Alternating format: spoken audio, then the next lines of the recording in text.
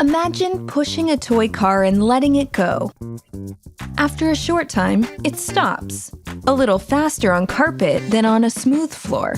The fact that the car doesn't carry on moving is due to rolling resistance.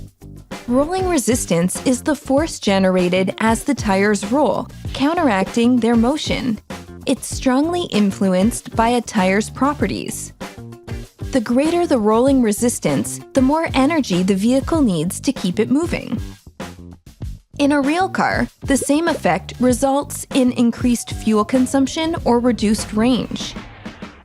However, rolling resistance is not a negative factor in itself. It's caused by internal friction in the rubber, which enables cornering and braking, unlike with a steel wheel with its smooth surface. And that's why it's important for driving safety.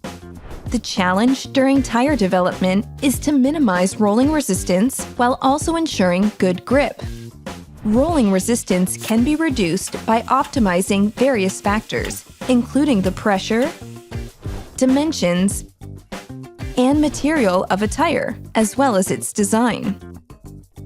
At Continental, minimizing rolling resistance and rolling noise while maximizing safety and mileage have always been a major focus of tire development. We are a pioneer of new technologies and alternative materials.